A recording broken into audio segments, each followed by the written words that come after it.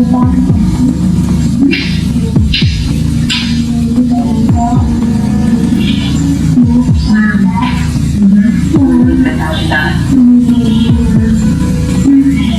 was December 26, 1996, just hours after 6-year-old JonBenet Ramsey was found brutally murdered in her family's Boulder, Colorado home, when her 9-year-old brother Burke sat down with a child psychologist and uttered words that still chill investigators to their core. He calmly told Dr. Suzanne Bernhard that he felt safe in the very house where his sister was killed. He said he coped by playing Nintendo and omitted JonBenet entirely from a family portrait he drew. Weeks later, in a nationally televised interview with Dr. Phil McGraw, Burke's nervous laughter, vague phrasing, and evasive answers sparked renewed suspicion. "Look at the evidence, or the lack of it," he said when asked if he'd killed his sister. Nearly 3 decades later, fresh analysis of those interviews, his early behavioral reports, and the family's tightly controlled legal maneuvers reveal a horrifying possibility. The Ramseys buried secrets so deep, they lied to us all for 28 years. If you want to learn every shocking detail we uncover next, hit that subscribe button, and don't forget to drop your own theory in the comments below, because the story is far from over. From the moment Detective Linda Arndt stepped into the Ramsey home that morning, the scene defied every standard of crime scene protocol. 9 adults, including John and Patsy Ramsey, roamed free, sipping coffee, inspecting bedrooms, and even answering phones. No perimeter was secured, no witnesses separated.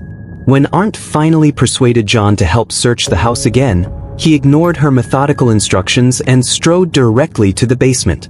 Moments later, he emerged carrying his daughter's lifeless body, draped it in a throw blanket, and laid it near the Christmas tree, destroying critical evidence. It was within that chaos that the seeds of deception sprouted.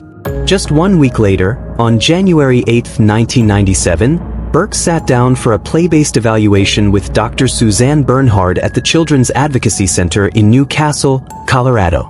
Designed to coax a traumatized child into comfort, the session instead revealed something deeply unsettling. When asked how he felt, Burke said, "I still feel safe in the very home where a murderer had struck." Most children express fear, cling to parents, or sob uncontrollably. Not Burke.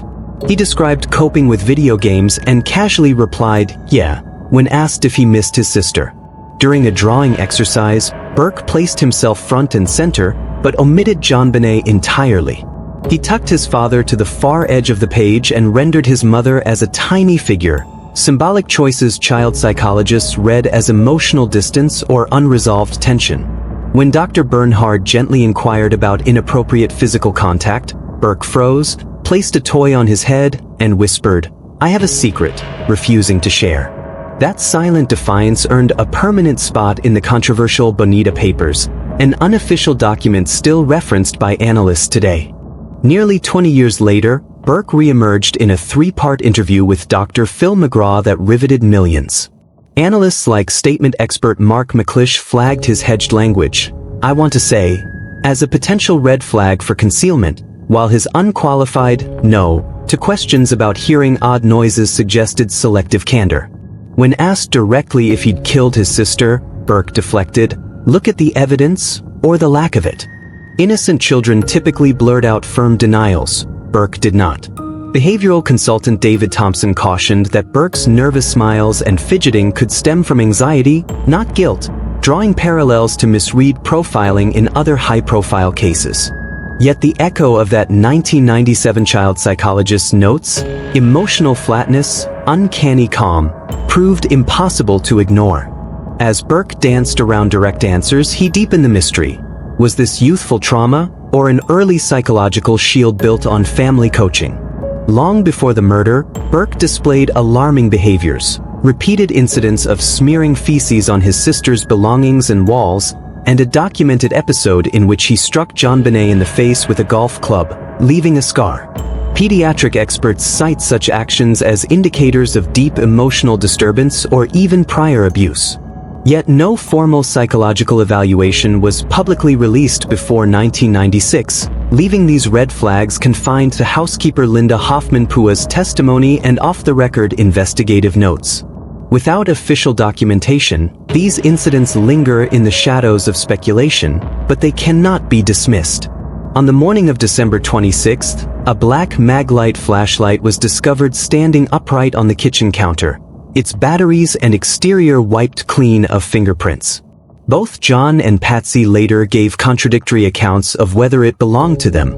Housekeeper Linda Hoffman Pooh recalled hiding Burke's Boy Scout knife in a cupboard near JonBenet's room, yet a second, unnamed knife emerged in the basement. These inconsistencies reveal a family determined to distance themselves from physical evidence. Perhaps the most innocuous-looking piece of evidence, the bowl of pineapple on the dining table, bore both Burke's and Patsy's fingerprints. Autopsy reports confirmed pineapple partially digested in JonBenet's stomach shortly before her death. When Detective Dan Schuler presented Burke with a photo of the bowl, the boy paused, uttered an "oh," and nervously laughed, behavior strikingly similar to his 2016 Dr. Phil smiles. In that single moment, Burke appeared to recognize the bowl's significance, yet he offered only a vague reference to the dining table. His evasive reaction hints at a memory rehearsed, or a secret too heavy for a child. Within hours of JonBenet's body being discovered, the Ramseys hired high-powered defense attorneys and refused standard police interviews for months. They instead submitted to private polygraphs administered by hand-picked examiners, none affiliated with law enforcement. Publicly, they claimed no one asked for an official polygraph. In televised appearances, they insisted they were certainly willing. Burke, the only other person in the house, was never tested. This sequence of contradictions, between public statements and private tests, was less about proving innocence and more about controlling the narrative. Burke's close friend Doug Stein and his parents, Fleet and Susan Stein, dubbed Patsy's Pitbull, played an outsized role. Fleet was the only person in the cellar when John carried out his daughter's body. Within days, the Steins uprooted to Atlanta alongside the Ramseys, enrolling Burke in school there. Susan impersonated the Boulder police chief via fake emails, manipulated journalists, and physically barred the press from the Ramsey residence, actions that exceeded mere friendship. Their deep entanglement hints at a network bent on shielding secrets, not just offering support.